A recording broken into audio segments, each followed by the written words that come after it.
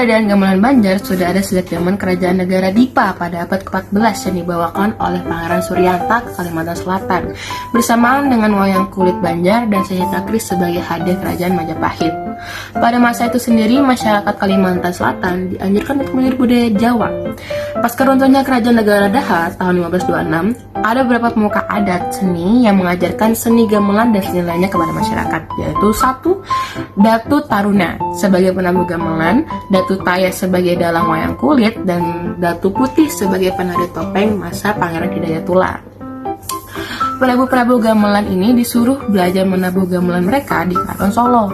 Hal tersebut menyebabkan adanya persamaan pada gamelan Banjar dengan gamelan Jawa, baik dari segi instrumen maupun teknik permainannya. Dalam perkembangannya sendiri, gamelan Banjar dapat fungsi sebagai sebuah perangkat gamelan yang berdiri sendiri atau instrumentalia seperti yang dikatakan oleh Pak Rustanto, dan dapat juga berfungsi sebagai perangkat gamelan untuk mengiringi jenis kesenian pertunjukan lainnya. Jenis-jenis kesenian yang diiringi dengan gamelan Banjar diantaranya adalah seni tari yaitu kuda gipang dan topeng Banjar, dan wayang Banjar, baik itu wayang kulit maupun wayang gung atau wayang orang.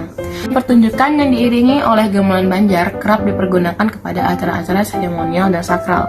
Hal tersebut biasanya dapat dilihat pada jenis sesajen yang dipergunakan. Selain itu, dapat juga bersifat profan yang dipertunjukkan untuk hajatan pada pertipoan maupun sebagai tontonan hiburan biasa. Gamelan Banjar versi rakyat menggunakan babun yang terbuat dari kayu dan kulit hewan. Suara yang dihasilkan itu berasal dari gema kulit hewan yang dipukul. Panting yang seperti seperti gitar itu menghasilkan suara dari senar yang dipetik, tapi panting ini terbuat dari kayu. Dan saron atau sarun terbuat dari perunggu, menghasilkan suara dari perunggu yang dipukul. 4. Ada sarantam, terbuat dari kayu yang disusun membentuk huruf O, dan hasil suaranya berasal dari karet yang meletup ke atas kayu yang disusun, dan cara memainkannya dengan cara dipukul. Kanung terbuat dari logam, umumnya besi dan kuningan, suara dihasilkan dari gong yang dipukul. Suling itu terbuat dari kayu, suara yang dihasilkan berasal dari lubang-lubang yang sudah dibolongi, dan ini pun dimainkan dengan cara ditiup. Gamelan itu sebenarnya dijadikan menjadi dua, gamelan rakyat dan gamelan keraton. Namun sekarang, gamelan rakyat lebih terkenal. Kenapa?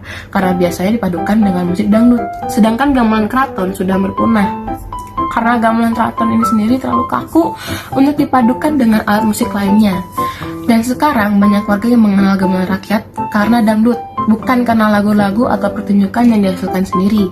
Dan menurut saya, kita yang sudah tahu harusnya mengenalkan yang aslinya kepada orang yang tidak tahu, dan memberitahukan bahwa gamelan itu sendiri memiliki musik yang aslinya sendiri. Sekian dari saya, terima kasih.